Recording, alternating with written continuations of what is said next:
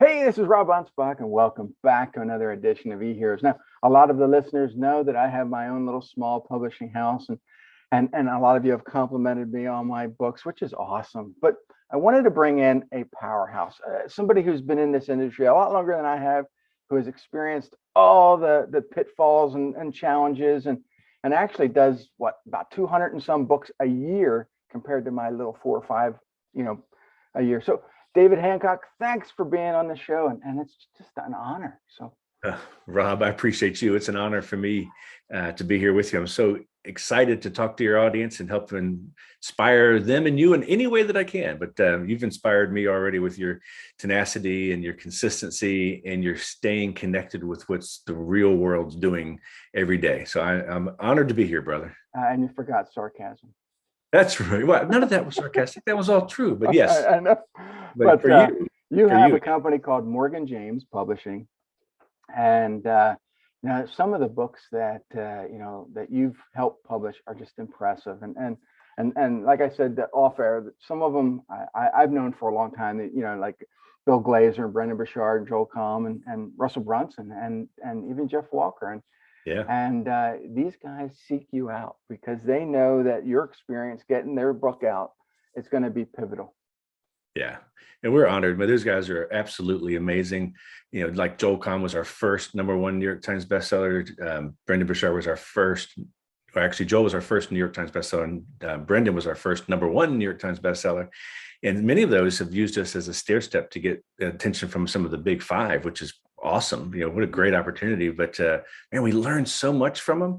Yeah. But the cool thing is we're also a teaching publisher. So I love to teach the rest of the authors what to do now, because a lot of us, publish great books and we're like, oh crud, now what? It's like, hey, how do we do what we want to do? And as you and I talked in previous conversations, it's less about how to sell a book and more about leveraging the fact that you wrote it that ends up helping you sell more books. So it's a cool process. Yeah, I mean, every time I put out a new book, everybody's like, you did what? You got another one? What? How do you write so many books? And it's not even congratulations anymore. It's like, oh yeah, F off. Right? Just buy the book. No, I've already bought one. You got to get them all. You got to get them all. And so I'm kind of like, is there money to be made in books anymore? Because nobody cares. But it's always a different perspective, and I love helping other authors.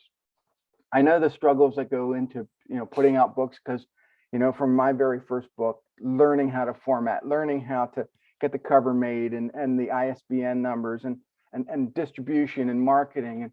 And to me, I think that's the reason why I only do 4 or 5 books a year, because, right. They are a headache. And there are hundreds of hours that get put into every book, not only from our side, but from the authors, that write them. And yeah, you're absolutely right. To do 200 of them a year, I think my head would explode. Yeah, it definitely takes a village, that's for sure. But you're right. It's hundreds of hours per book, and it doesn't stop at pub date. It's, you got to keep supporting them, and it's rewarding, but it is a lot of work, that's for sure. But I, like you, in the early days, I was formatting our own books. I was doing the covers. I had no idea what I was doing. I had just a really good idea, but managed to get through it and find myself surrounded by people that are way smarter than me, which makes it a whole lot easier now. Yeah, and sometimes I'm going through a book and I'm reading and editing it and looking at it and going, I'm not right here. and then I'll just let stuff slide. And people will come back. Wait a minute, that wasn't edited. Oh yeah, let me go back. And I'm like, no, and 3 o'clock in the morning, I'm still. Yeah, this is crazy. Why am I doing this?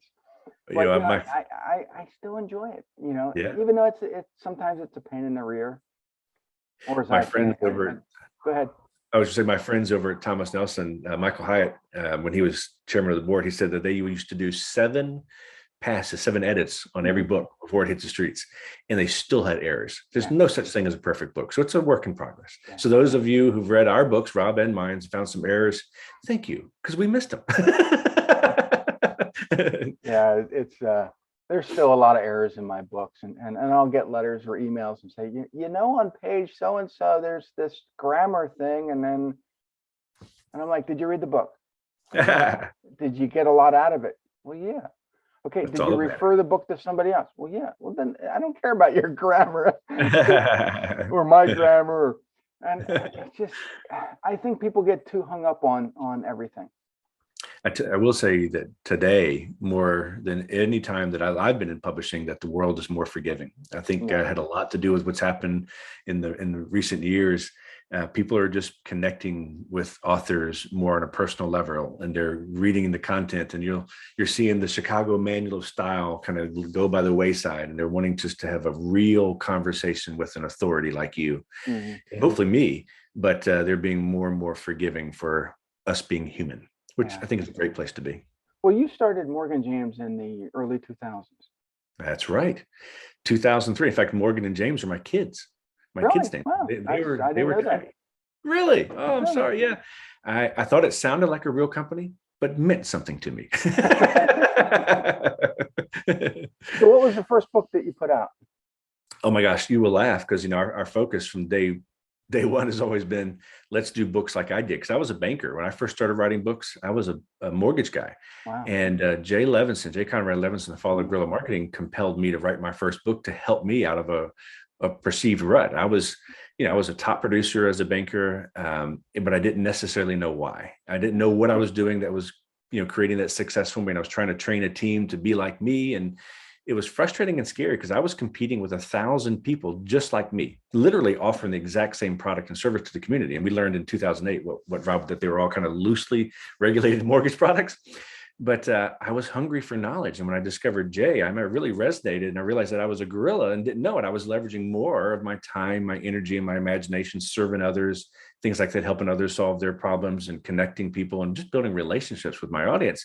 And that ended up being why I was a success. Not that I had $100,000 a month ad budget, Right. but Jay said, well, if I really wanted to take it to the next level, it almost sounds cliche. He said, write a book. And I laughed out loud. I mean, I dropped out of college. I barely passed high school. I was too busy chasing soccer balls and my now wife, but it worked. I literally doubled my income, from the power of the book. And I basically stopped negotiating. Nobody negotiated with me anymore. I kept giving them great service and nobody negotiated with me. And people that would never give me the time of day started begging to get on my calendar, and media started calling me, all because I wrote a crazy book. But it got into my system. But I got frustrated with publishing after my third book. So when I set out to create Morgan James, I wanted to teach others, as I had started kind of doing on the side, to leverage the power of their books to grow their day job. So that's the short story. But the first book we published was a faith-based book. Wow. A wonderful, wonderful young lady from the church I was going to wrote a great book called For Such a Time as This. So our very first book was a faith-based book, but it got my feet wet. Again, as you had alluded to, I was doing the design, I was doing the interior. I had to get my feet wet somewhere. It ended up doing really well, and it went into a second edition. But then, we started really focusing on doing the business books. We ended up doing a 4-book series of guerrilla marketing books for Jay.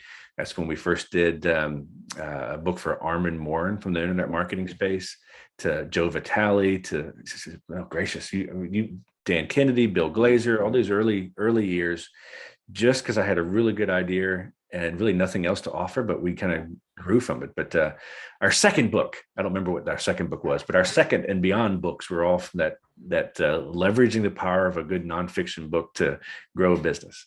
Yeah. Which we're doing about 150 of those a year now, but only 25 faith-based books, although that's still important to me. My first book was all about social media. And at the time I had owned a carpet cleaning business and I was teaching coaching at the same time. And, a lot of my marketing coaching clients were all carpet cleaners. Yeah. And so I said, social media is kind of new, and I'm tired of just giving them the same information over and over and over again. Let me write this book. And I spent hours and hours and hours. Oh, yeah, that should go in a book. Nope, that shouldn't. And I was racking my brains every single night trying to assemble this book the way I wanted it to be perfect. And I thought, after probably 100 hours on this book, I thought, it's never going to be perfect. Get it out there.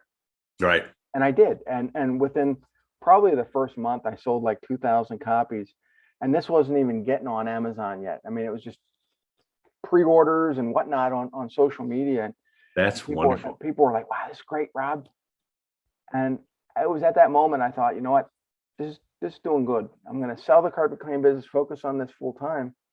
And I was just getting clients and clients and clients, and I'm like, okay, now what? Oh, that's awesome. And so I get into the second book, and I wanted to write it all about search engine optimization, which was all about, you know, getting that website out there. Right. Well, I had kind of an angle, and I knew a buddy of mine up in Canada had this other angle. And I called him up. I said, why don't we combine and write this book together, co-author it? And so we jotted down some ideas, and we, through Google Hangouts, we recorded everything. I transcribed it, rewrote it from 60 days from concept to getting it out on Amazon. It was like a #1 bestseller in 4 or 5 countries. And we were selling hundreds of them. And it was just, and from that point on, everybody was like, Rob, write my book. Help me with my book. Do this, do that. And I was like, so I ended up creating this whole sideline business, just doing publishing. And it's great when you have a marketing business, when you're doing, you know, digital marketing and social media, and you're already writing their content anyway. It makes it easier to be able to assemble the book. But then you get people who, hey, Rob, I've already wrote the manuscript. What can you do? And I'm like, I don't want to do it. You know, because then I'd rather just refer them to you, because, you know, then you got to go through their whole script. You got to just re-edit, and then it doesn't flow the way you think a book should flow. It's definitely a process. Yeah. So, you know, my process of doing things is totally different than other people's, but I had this system in my head that I know, okay, this is how the book's going to go. This is how it's going to read and flow. And, you know, I work with these authors, and they're like, oh, okay, great. You do it. Yeah. And it doesn't always work for everybody. And I'm very particular, but I think that's why I only do 4 or 5 a year, because I know the time it's involved in putting in these books. Yeah. But like you said, you have this team, and it's phenomenal the way you guys work. Oh man, it's been fun. We've kind of grew into it, but I've got some startling numbers for you. You want to hear them? Okay. Your book, you selling 2,000 copies even in a short period of time is amazing, because did you know? And I'm saying this as an encouragement to the authors that are listening into it, because it's not necessarily about how many books you sell. It's about how many lives you're impacting and how you're leveraging the fact that you wrote the book. Mm-hmm. But the industry average, according to Publishers Weekly, that the average traditionally published book, Random House, McGraw-Hill, Entrepreneur Press, you know, Wiley, you name it, the average traditionally published book sells 250 copies in its first year. Wow.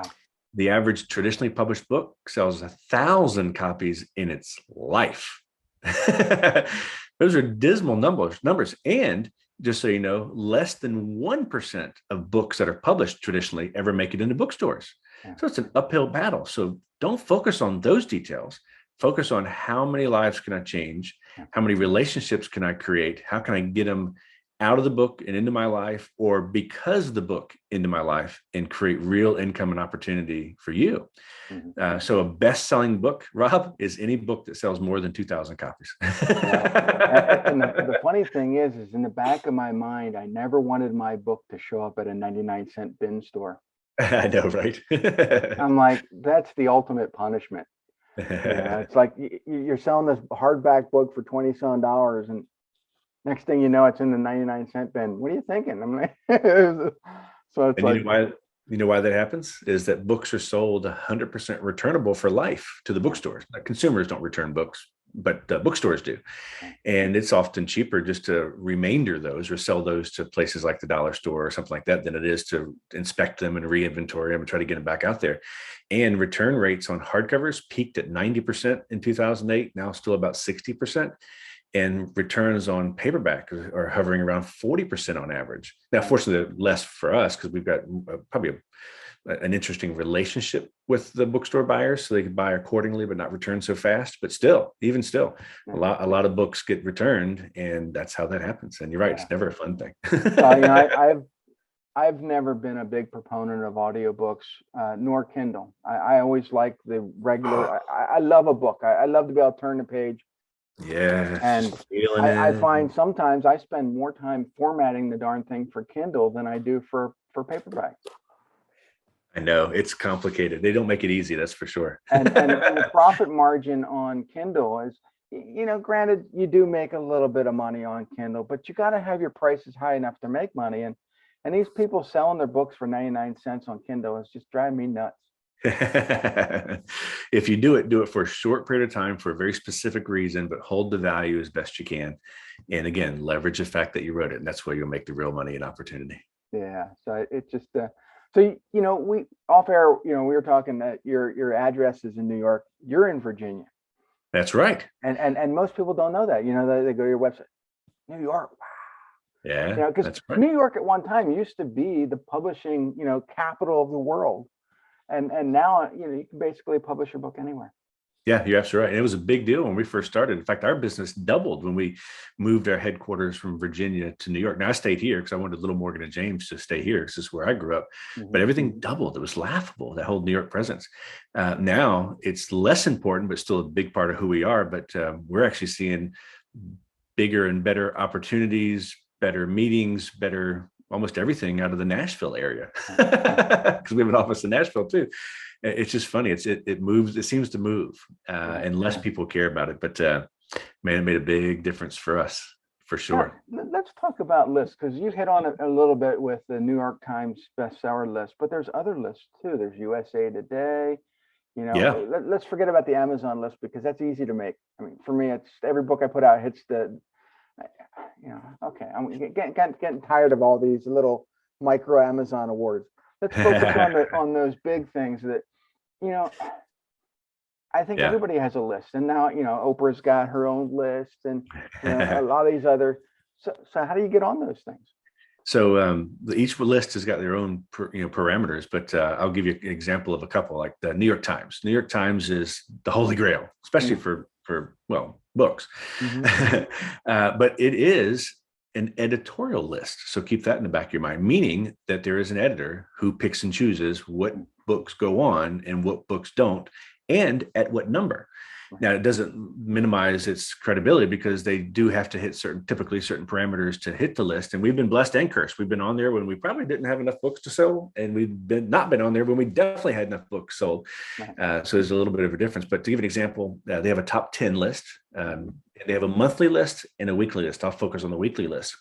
So generally their parameters are, and nobody knows this for sure unless you work for New York Times, but just we've been on there 29 times, so we kind of have an idea, is the books need to be sold from multiple sources. So not just Amazon. It needs to be sold both from online and offline stores, as well as being sold from stores and to consumers spread across the whole United States. It really is the only list that really kind of says, this is what America is buying this week.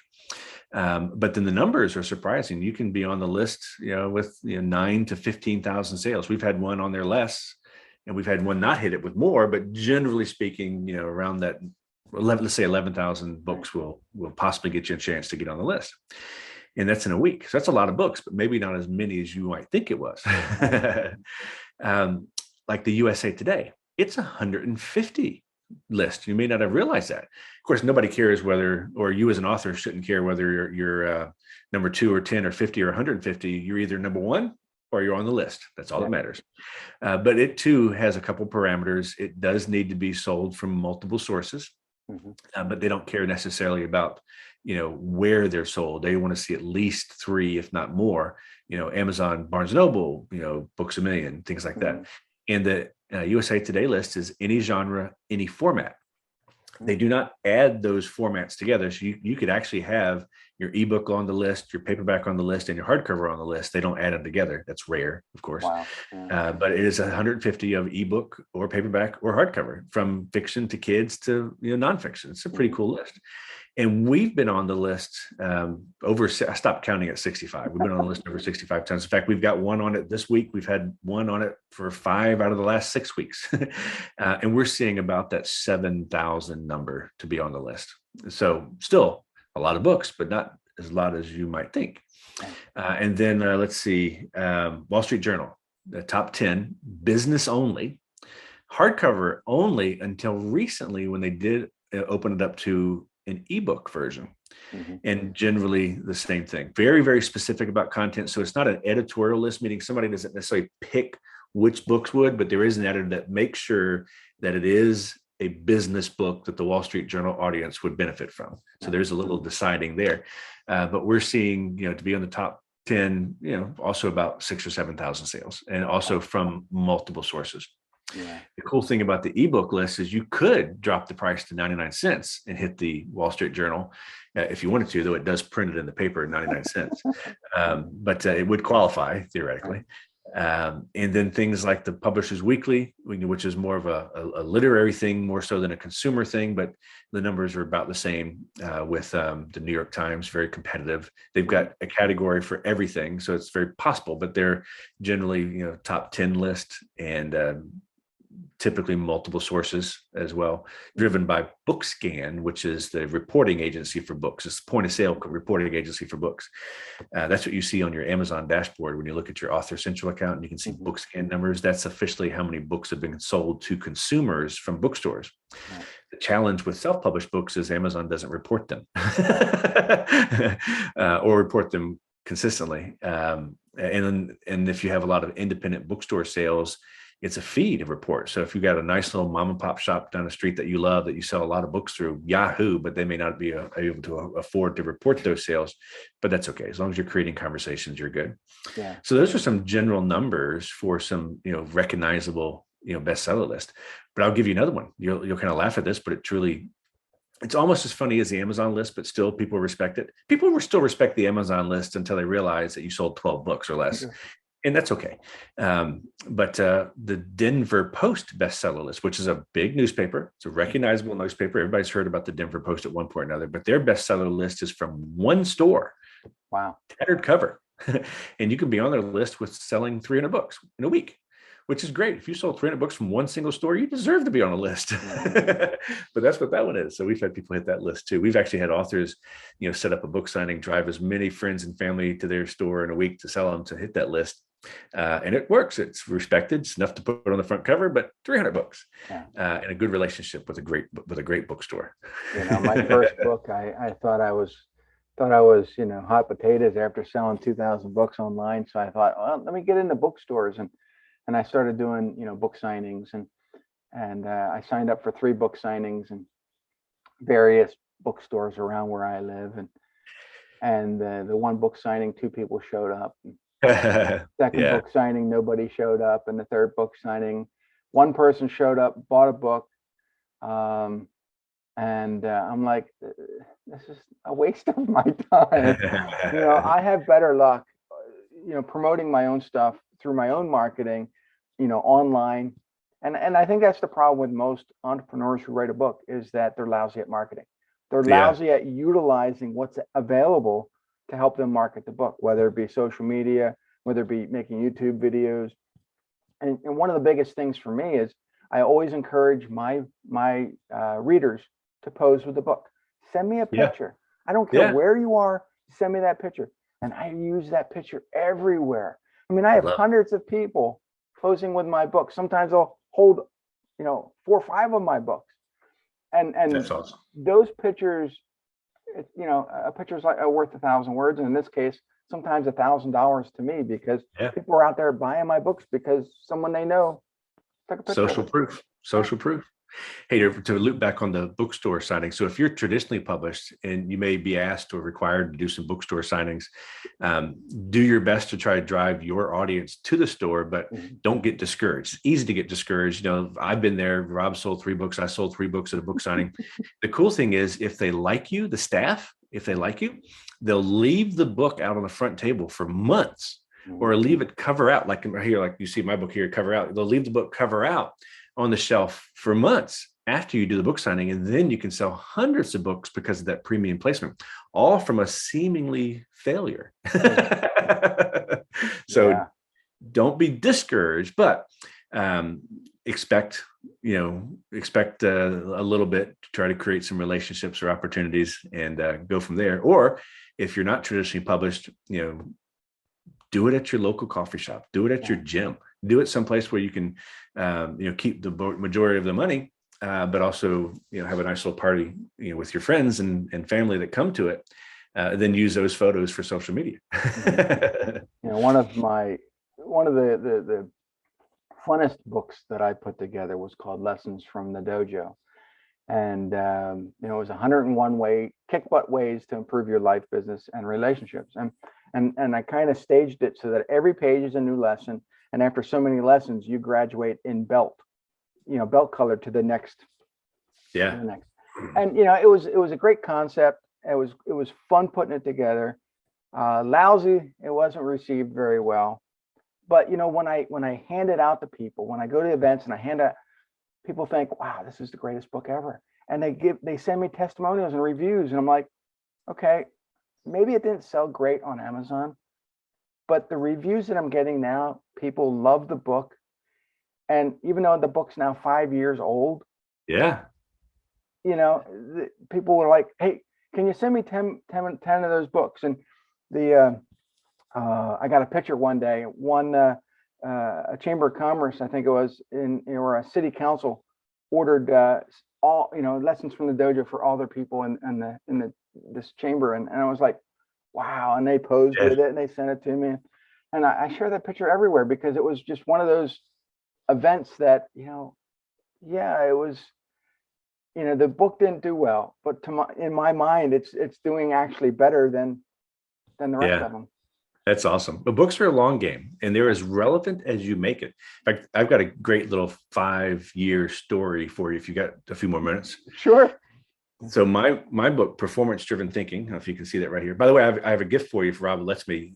It's okay if you want to go to performancedrivenbook.com and you can download a copy of this to your favorite device, Performance Driven Thinking. But my 5-year story with that book is it came out, me and Bobby Kipper, my co-author, wrote an amazing book, best book ever. And we wanted to release it in 2014, the end of 2014. So we did, and things started to gear up really, really well. But life got in the way. My wife got diagnosed with breast cancer. So needless to say, that stalled everything because my whole focus was on getting her through this, and she's doing amazing now. But it took a good 2.5 years to get there. I mean, we're still in it, but she's doing well. So 2.5 years later, like, okay, now what do we do with this book? I think it's still relevant. It's a good book. We really didn't do anything. And for all intents and purposes, it failed because it was in bookstores for like 2 weeks. And that was it, So we geared up and got ready to promote it again. Then all of a sudden I get diagnosed with stage 2 lymphoma. Life got in the way again. Now I'm doing well. It ended up not being cancer, but it was something more challenging to fight, but I'm doing good. So 2.5 years later, this is 2019. So 5 years total. I'm in the clear, and Bobby and I are like, let's launch this book again. I'm like, it's still relevant to us. I guess we could still make it relevant to the world. And we reread the book again. It's like, yeah, this is still good. This is a phenomenal book, still timely. So we made it as relevant as we could and launched it 5 years later, and still managed to hit the Wall Street Journal bestseller list. It 5 years old, what seemingly would have been a failure. Every publisher would have given up on us. I just happened to be blessed to publish it myself, but it worked. So it's as relevant as you make it, and it is a long game. I think one of the, sometimes I'll look on my Amazon sales and it's great when, a whole bunch of books are sold. But I think what really intrigues me the most is when people from Italy or Germany, or, I'll see 4 or 5 books sold in Germany. I'm like, wow, that's cool. Because without the internet, that would have never happened years ago. That's right. And so most people never know where their books are being sold, but at least Amazon shows you, hey, you sold some books over here in Germany. We're going to give you some money for that. That's great. But it's just the knowledge that your book is traveling more than you are. It's just pretty fun. Right. That is awesome. So, your story there of cancer and life, I mean, that would make an interesting book, when life gets in the way. One day. Yeah. So where do you go from here? I mean, you got this great publishing company. You got a whole team of people that can do all these awesome things. What's next? So I'm living what I'm teaching. So for me, it's all about the power of the book, but also the next steps. The worst thing that we want as authors is to have somebody read our book and put it on the shelf. We want to engage with our readers, and they want to engage with you, real or perceived. They want to engage with you. So I'm always telling authors, to think 2 products ahead. The book is just the beginning of the relationship. It's the easiest way to start that relationship, but have other things for them to help them consume the content and engage with the message that you're trying to fix, or the solution you're trying to fix, or whatever. So think about that. So I've got additional books coming out. I'm on my 19th book now. The next one comes out in May of 2022 called Performance Driven Giving. It's all about the philanthropy side of business and the blessings of giving. It's amazing. But I'm also hosting masterminds where I've got groups of people that pay me a monthly fee to be a part of my group. I've got courses I'm selling. So I've got the big picture. Those will end up being my retirement. If Wiley comes up and buys us one day, I'll still have plenty of things to do and income coming in and opportunity because of my books. So I'm doing that. and for all the listeners, I want you to understand that the book is just one part of your marketing toolbox. It's there to build authority. And once that authority starts to gain momentum, then you can start selling courses and you start selling coaching products and whatnot, and build that tribe even bigger. But you know, you got to have that stepping stone. You got to have that product that gets people interested. And what I tell people is, a book doesn't have to be complicated. You know, if you're a doctor, a lawyer, or even a plumber, you have people that are asking you the same questions over and over and over and over again. Put them in a book. That's right. And just hand it out to people. And that way they have a reference point. They have something they go, oh, wow. You know, he's got a list of like 100 and some questions in here that he's answering, and it's in your real voice. Yeah. And people are like, wow, okay, that's great. And it becomes it may become your over glorified business card if you're writing a business book. Not much if you're writing sci-fi, but you know, people are going to trust you more with a book. So whether you come to me, whether you go to David, you know that book is going to be out there, and it's going to be your legacy, and it's going to grow your authority so much. Oh, you're incredible, Rob. You put on your guerrilla marketing cap just then, because the way I look at it, special sweatshirt and my Star Wars shirt. Yeah, I love it. I love it. You know, I always thought the book was one of the most powerful of the 200 plus guerrilla marketing weapons that you can use in your arsenal to create that, as you said, the authority in the space that people will want to do business with you. Yeah. That's perfect. It's only one. It's only one. Show the guerrilla marketing book again. I like that. I like the cover. I like how. I know, right? You know, and it's guerrilla marketing for writers. So if anybody's out there that wants to learn the power of writing, get the book. And it was, you know, written by David and J. Conrad Levinson and a bunch of others. And you know, it just, guerrilla marketing to me is just the ultimate in getting, you know, that authority out there, getting people to notice you. Now, I just hit another list, Rob, that was unexpected on that book. And it was your list of books that need to be read. So I'm honored. Thank you so much. For those that don't know, I put out a 2021 holiday gift giving book list. And inside this it's basically a PDF. You can download it off my website or get it. Just search for it on social media, and it's free. But it'll give you a list of about 40 different entrepreneurs that cover, you know, writing, cover gunsmithing, cover, you know, military law, and even me, sarcasm. I mean, I only have one of my books on there because I didn't want to take up the whole space. It was my gift to other authors because I want to support them. Yeah. So, you know, get it and get David's book, get everybody else's book. Spend a lot of money for Christmas and just give books out. Real books, not Kindle, not audiobook, real books. Yeah. Well, I'm honored. It's a privilege to be on that list, Rob. And man, what a great value you're adding to your audience. Now, I hope I was able to encourage some or entertain them a little bit. No, yeah, you know, I love your perspective. I think it's great, and you know, I'm totally honored to be able to, you know, interview you because, you know, yours is a company that just focuses on authors 100%. I only focus a little bit of my business on books, and to me, it's something that I think I should aspire to be more. But you know, 200 books a year is just mind blowing to me. I like my 4 or 5. That's just fine for me. I know. I was telling Rob earlier, those who are listening, that if I'd known how complicated it'd be, I don't know if I'd ever done it on purpose, but that's the joy of entrepreneurial bliss. but we got through it.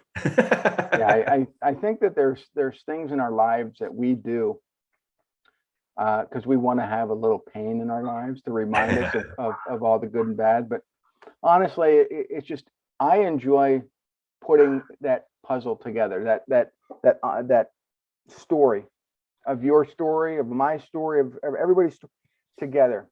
Yeah. And seeing how, we can take it from this concept to this way of building your authority and your niche. And to me, the whole process is just, it can be mind numbing, but the turnout, the long term, the like you said, it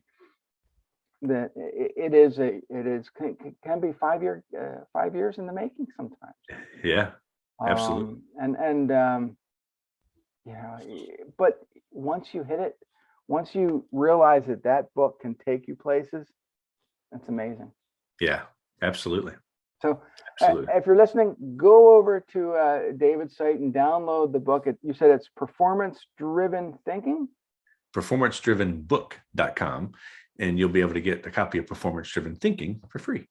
And I'll put the URL down if you're watching this on YouTube. And if you're listening to this on podcast, you just have to remember that URL, performancedrivenbook.com, and get the free download. So adios, and we'll see you guys on the next episode.